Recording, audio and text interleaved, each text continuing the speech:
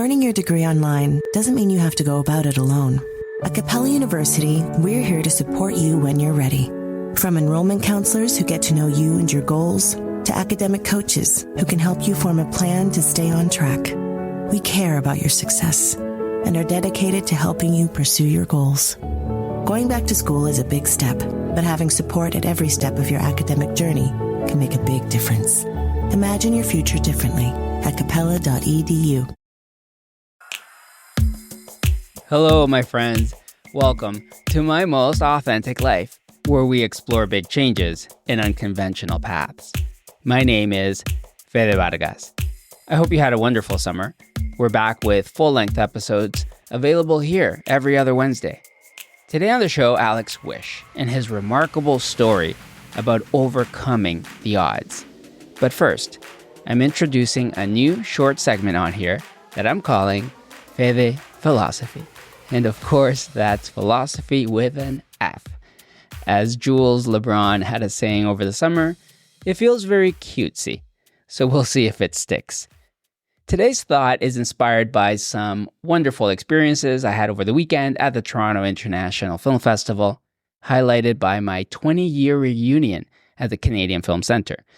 There were so many beautiful moments to the weekend, both my creative and professional life coming into alignment. There was a beautiful frequency in the air that is impossible to describe.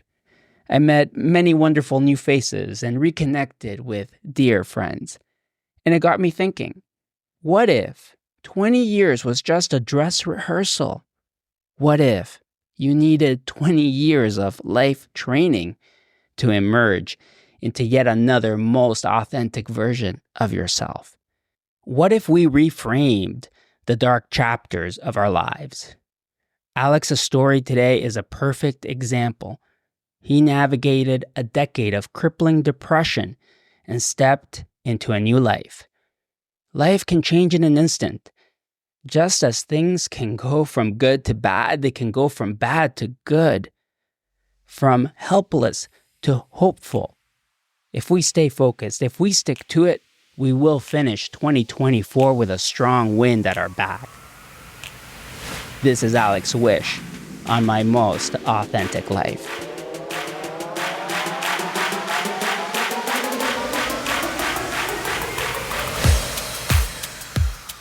So today, we're exploring how do we turn the most challenging situations and adversity into opportunities.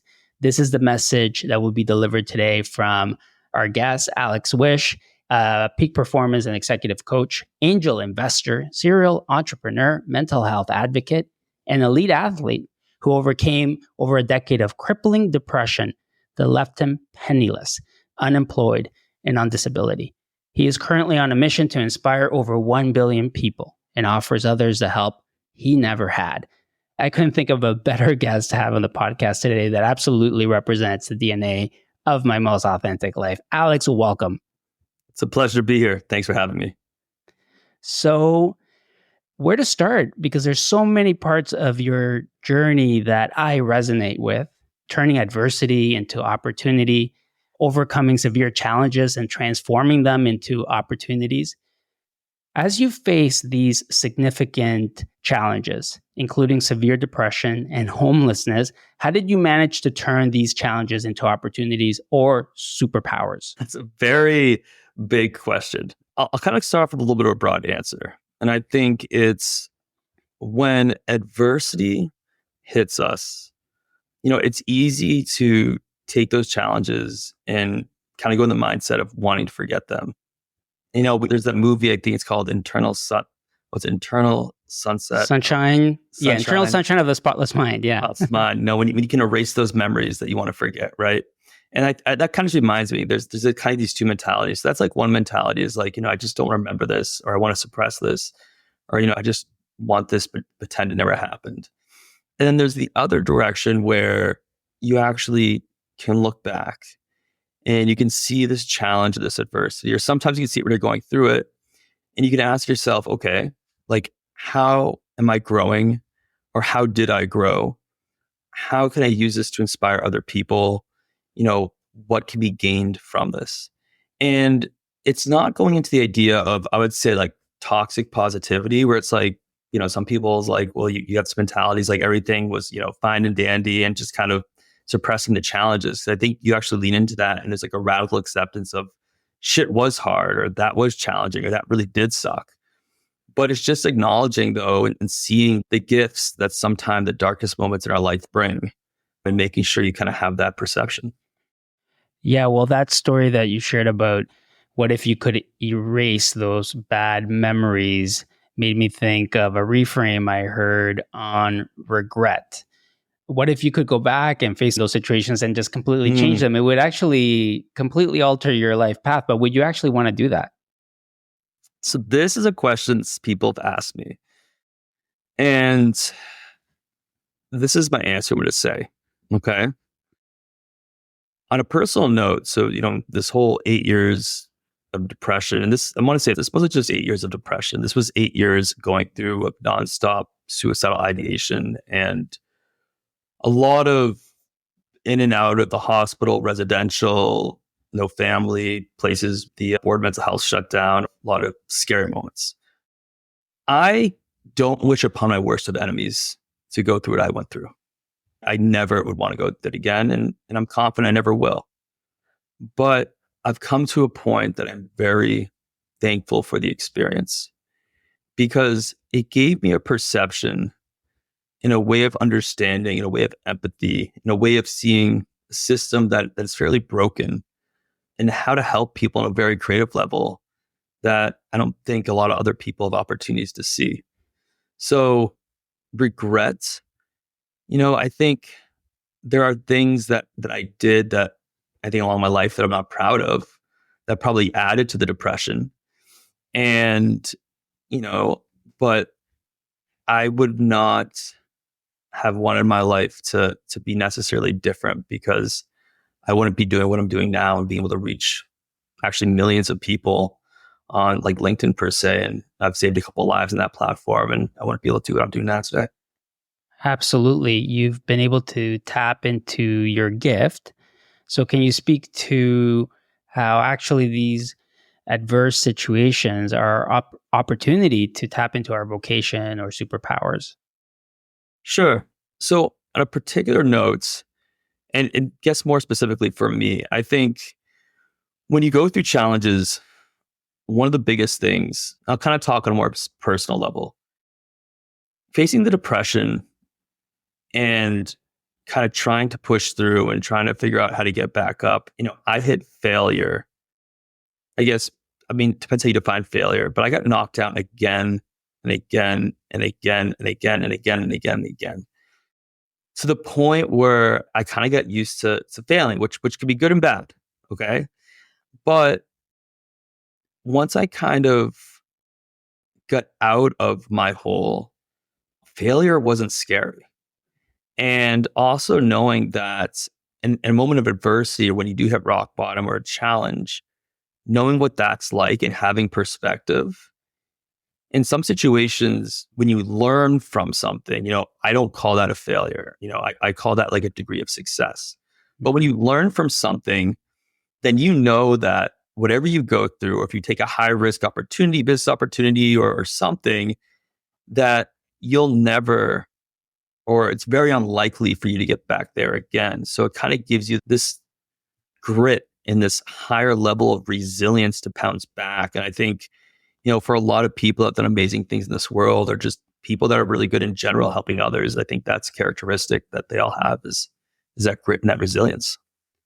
How long did this dark period last? So it started officially, I would say I was first depressed, but wasn't treated for it probably my freshman year in college. I was treated for ADHD, bit perfectionist, went on the whole stimulant thing and becoming a perfectionist. I was like on that 24/7, and I just was only focused on school and sacrificed everything else in my life. I was so burnt out by the end, went on this kind of trip to Israel to refine myself, came back still a little burnt out.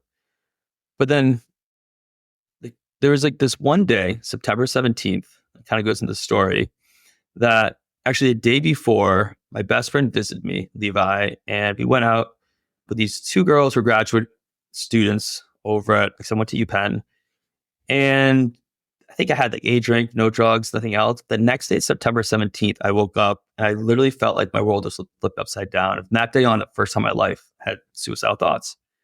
From that point on, and I was about 19, I'd say the severity lasted pretty much from 19 to the age of 27.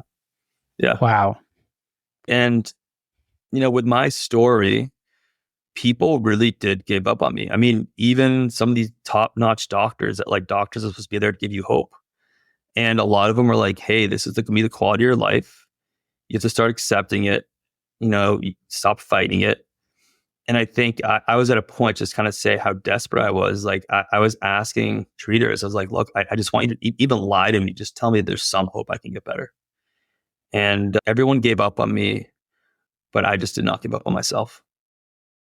So when you're going through that phase, it's easy to look back on now in hindsight and be like, oh, this is what happened here and there. But what do you do to keep yourself going, that you know that you are going to make it to the other side?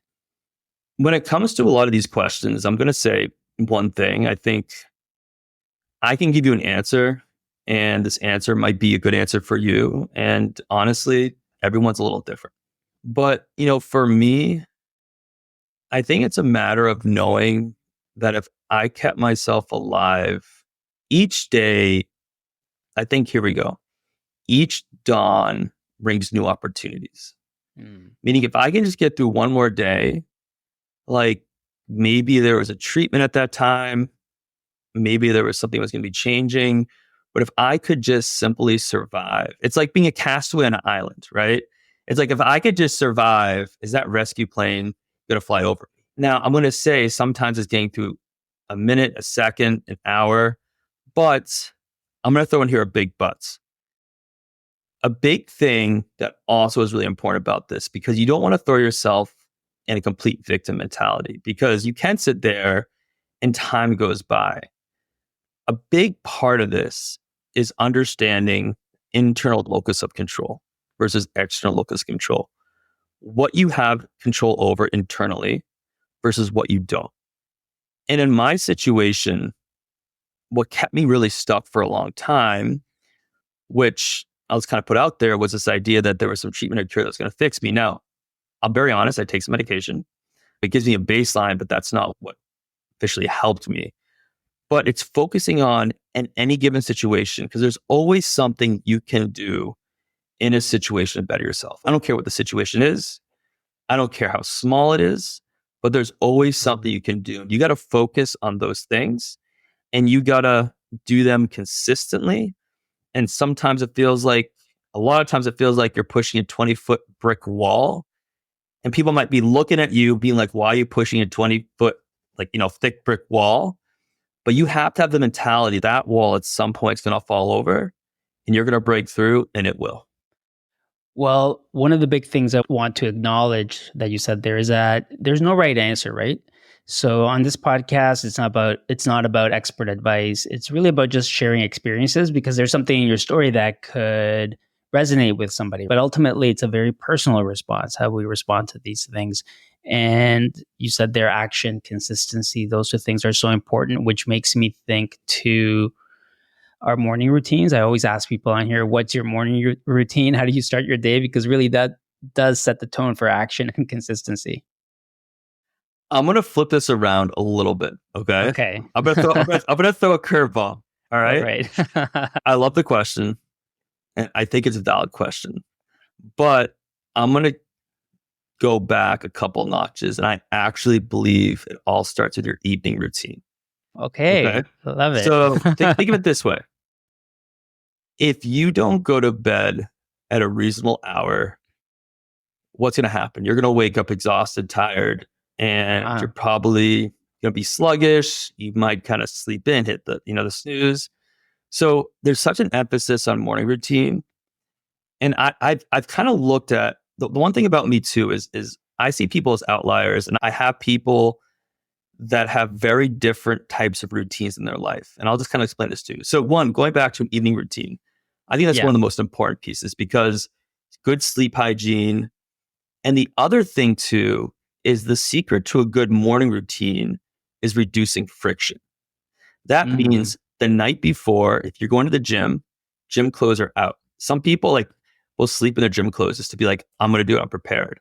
It means that evening, you kind of have the next day's kind of written out and planned out. So you're not waking up and you're not planning out your day. The friction's reduced. So exactly. I'm a huge believer of tackle your evening routine. And that's the kind of catalyst that moves into your morning routine. And I think when people struggle with their morning routine, it's because their evening routine's off. So that's kind of that big component. I'm going to throw one other thing in here that was really interesting that I work with a client, sometimes I get creative with. A lot of people also say like, like a morning routine, like, okay, I'm going to wake up, I'm going to do meditation, I'm going to do this, I'm going to do that.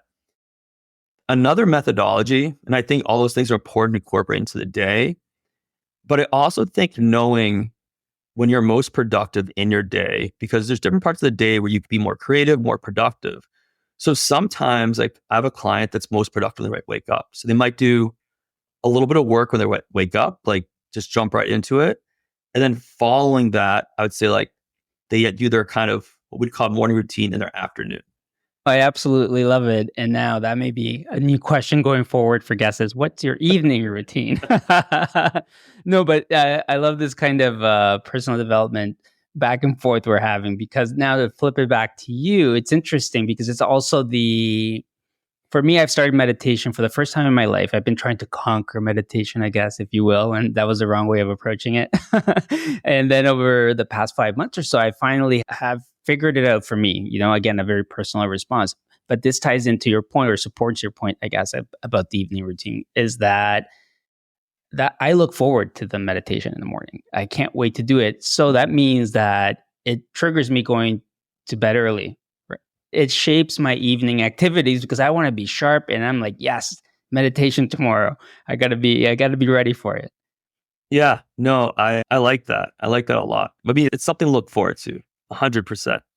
It also I want to say one thing. Actually, for me, you asked a question on the morning routine, and I want to put one piece in there that I do every morning, no matter where I am, no matter the situation. And I did this when I was struggling with depression, when I was in the hospital. I did this every single day. I always made my bed every single day. Yes. And it sounds like a very small thing, but it was something. One, what can you control? I can make my bed. That's one thing I can definitely do. Two, it starts the day off with a little bit of an accomplishment. Like Hmm. the same thing. If you get some exercise in, it's a sense of accomplishment. But that is just something I've always done. I've always made my bed. And it's just like, all right, something in my life is put together. I'm starting the day off like that, kind of sense that like, state of mind. For sure. And also our workspaces. If they stay cluttered after you finish and that's the first thing you see, it sets the tone for the day as well. Yes, 100%. So, how do you take care of yourself? This is a big one in terms of we're talking about routines and the evening routine that you embrace. How do you take care of yourself? Okay. So I'm going to say this too. I'm very real when I give my answers, meaning I am not perfect. And, I don't think anyone really is. And my ideal setup, I will tell you, and there are times that I drift off of that. But the self awareness, I think one of the key pieces to taking care of yourself outside of just like creating like different routines is having a high level of self awareness. Because I believe, even some of the top coaches or people will come on and say, I do this every day. I find that hard to believe in some situations, but the self-awareness, just knowing like, hey, like if you are drifting off course, being aware of where you are mentally and also being able to kind of readjust what self-care is. But taking care of myself, fitness has always been an outlet. I like mixing it up. I do rock climbing, I do a little CrossFit, weightlifting, always having a little bit of goal there. So that's important to me. Outside of that, community. One of the biggest things that rehabilitated me was community. And taking care of myself, I think, is, physical, mental, So for me, I go to the rock climbing gym because I have a community there, and I have Mhm. also like different communities, like in the business space too, of people that I can see as I inspire to be like, or we share similar habits. Other areas, kind of taking care of myself. I nutrition. I hit some struggling points actually recently where I was realizing, I had to dial in and making things like reducing friction when you're hitting challenges. So I have a meal prep service, and I think that works really well for me. Kind of reduces some of that extra time, and everything's kind of set aside, so I know what to have. Sunlight is a must. Sunlight actually increases serotonin to the retinas. It's very important. And something else, there's people think of grit. It's passion and persistent. People think of just pushing through. Mhm. A big part of taking care of myself is active recovery. And that's something that I struggled with for a long time. And I work with a lot of people, that's what they struggle with. And it's the concept of, I work like 90 to 120 minutes, and then I take a break, and I need to do something to reset my mind and like reduce my cognitive load. So it could be like breathing, meditation, go to my balcony, I live in the ocean and just kind of looking out there. The active recovery piece, doing recovery with purpose is the best way to define it. Those are some ways that I take care of myself. Wow, I love all of that. Community, sunlight, recovery with purpose. That really resonated with me because sometimes it's also switching tasks to something that's more creative. So, for example, even like editing a podcast episode for me or working on something related to the podcast. And as simple as switching that out. So I think that now that you were saying that, for me, that's also a form of recovery with purpose. I will say this because I like being human and I like being real. I've hit periods where I take on too much, and I have that, growth mindset and taking care of yourself. I think that's a combination of self-love and compassion, meaning that, you want to have a routine you follow, but you might get set back and you might have to kind of reset. And it's not about getting angry with yourself. It's about what can I learn? And, I actually hit one of those pretty recently, and I had to do a little bit of like a self check-in and reset. And it also helps to have like a coach, a mentor, a friend who you check in with once in a while, because usually when something's with yourself is a little off, like it could be stress, it could be your mental health, it could be other things. People around you are the ones that notice that first before you do. So an outside perspective, I think, is really helpful when it comes to self-care too. Yes, someone that you can bounce ideas off of and trust also their feedback. 100%. So self-care there, or taking care of yourself, you said, were a combination of self-love and compassion? Yes. Yes, that's a great definition. A lot of the content that you post that I love, I really, resonate with everything that you post, is about reframing our work cultures and the cultures, the energy, old ways of maybe looking at situations. And you said something earlier about how everybody has their time of day that they're productive. Yep. How can we work with employment cultures and work cultures to kind of rethink maybe what the work day should look like? Because not everybody, to your point, are thriving 9 to 5. Yeah, no, this is great. This is a great question. So it's looking at work cultures, and it's also looking at individuality.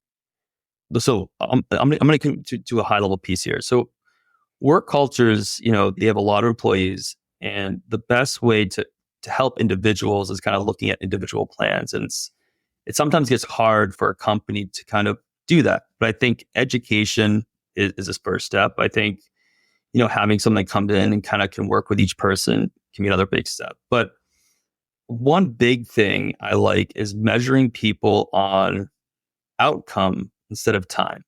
And I mean, that's been a gradual shift, right? So it's instead of hours you have to clock in, it's what's being produced, because that gives people flexibility to kind of work in their own schedule.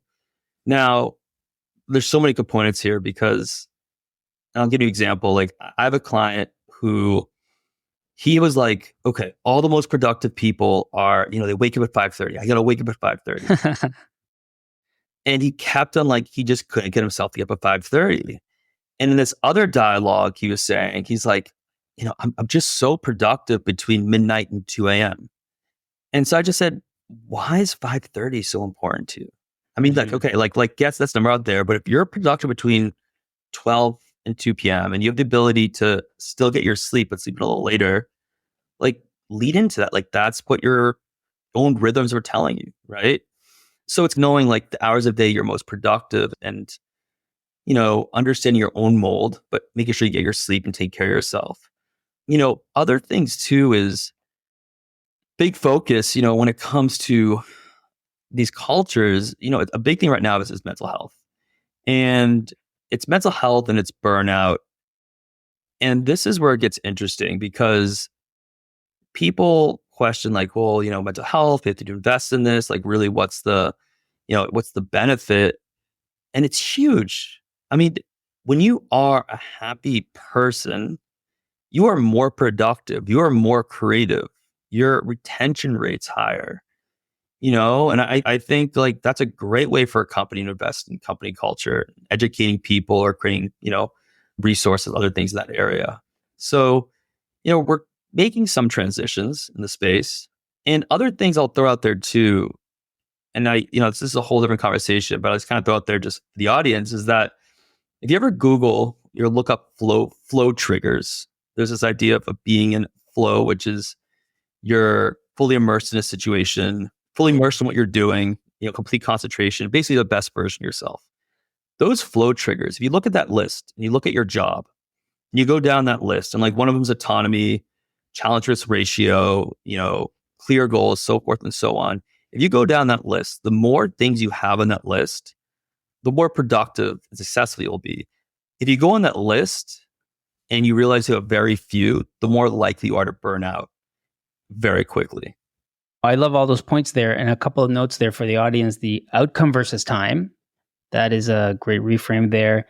And these flow triggers, I'm going to be Googling all those to make sure I'm considering those into my daily routine. So let's talk a bit more about how this has impacted what you do for a living now. Sure. And one day you started posting on LinkedIn. So take us back to how that rapid transformation happened. I'll highlight this. One thing, I never graduated college. And that was a decision that I kind of made along my journey. But just a quick thing, like I went in the world of personal training to training professional and Olympic bound athletes to training people in the PE venture capital. And as that world went on real quick, I had many opportunities. I learned from my clients. I hired phenomenal coaches. I said yes to things I did not know how to do. But if someone asked me to do it, I was just like, you know what? I'm going to give it a try. And, that evolved into, who I am today. And, through all that, I've done a lot of different things as coach. I've done things I was managing director for a family office. I've done huge debt deals, real estate deals, all sorts of interesting things in my life. The coach I had, one of my last coach I had, I'll probably have a coach again in the future, a coach for a coach. His name was Brian Cork. And he is the one who motivated me to hold up a poster and have a quote. And he liked the originality and authenticity behind that. I want to say, I think it was beginning of this year, he actually passed away from cancer. He was kind of battling it for a while. He's the one who kind of motivated me to do that. And, I had 4,000 followers. And, I was kind of doing this. I first started off on my fridge. I have these little Post-its. I actually start off with this little Post-its with like, it's the little questions to the audience or us asking, and then evolved into these posters. But yeah, I started to build traction and I just was authentic. I just, I kind of said it how I saw it. I was raw, I was authentic, and people just really liked the originality. And they liked that there was a quote that you could kind of take away. And they also liked that like what I said was kind of very clean and like just a very kind of quick takeaway. But the originality blossomed. And I think in 2023, it had about 37 million views of my content and reached people all over the world. Amazing. Well, this has been an awesome interview. Thank you for sharing so much. As we start to wrap up, I do close off with 3 rapid fire questions. Okay. Sometimes not so rapid fire because I'll try my best. I'm going to go. I got you. They're personal development rapid fire questions. So the first one, what does authenticity and authentic living mean to you? Authenticity and authentic living means living life with purpose and alignment. So the person that you are, that's kind of how you're going into the world and you're approaching situations. It's kind of being aligned with that. And I'll say this though, like, we are chameleons in some ways. Like, you're different in different situations. And that doesn't mean you're not authentic, but it's showing, it's being okay with who you are. And when you do that, you show others that they're okay being who they are too. And you build trust and relationships and a lot of amazing things. Beautiful. I love that answer. Next question. What truth about yourself has been the hardest to accept during this process? I want to say that, I had battled major depression, but the reality of the situation is I still take some medication and, I still face my challenges. There's moments I face my challenges, and I may always have challenges I face. And I think there's the idea that life necessarily doesn't always get easier, but it gets a lot better because you know how to tackle the hards. And when you know how to tackle the hard stuff, it doesn't mean that they still aren't hard. It just means that your life moves on and it can really shift your perspective. You keep moving forward and do amazing things. I love that. And finally, what's the biggest gift you've discovered about yourself? Biggest gift I've discovered about myself. Well, okay, I'll go with this. But one of the biggest gifts I've discovered about myself is ability to build relationships and build connections and build trust. A lot of opportunities I've had in life have come from, again, me being authentic and me being myself and connecting with people on a very genuine level. And these relationships have led to amazing opportunities. So I would say, that whole relationship building piece is something. Relationship building. Amazing.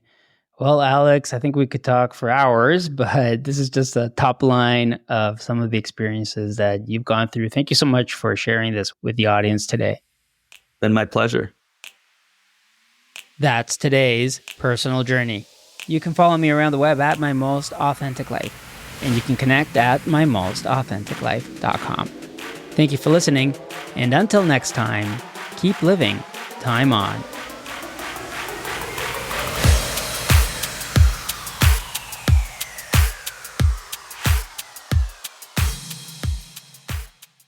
Earning your degree online doesn't mean you have to go about it alone. At Capella University, we're here to support you when you're ready. From enrollment counselors who get to know you and your goals, to academic coaches who can help you form a plan to stay on track. We care about your success and are dedicated to helping you pursue your goals. Going back to school is a big step, but having support at every step of your academic journey can make a big difference. Imagine your future differently at capella.edu.